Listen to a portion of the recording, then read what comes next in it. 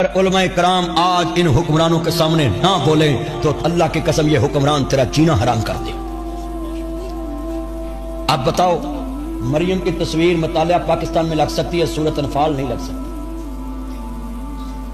جہاد کی آیتیں نکال دی اور بنارسی ٹھگ حکمرانوں تم نے اپنے بڑوں کی تصویریں سلیبس میں لگا دی اور محمد عربی پہ نازل ہونے والا قرآن تم نے اختیاری مضمون کر دیا اور ڈوب مرو کسی گندے نالے میں ناک ڈوب کے تم نے اس قرآن کے نام پہ عزت کمائی، اسمبلی میں 99 نام لکھوائے، اللہ کے ناموں کے نیچے بیٹھ کے سلیبس سے قرآن نکال دیا۔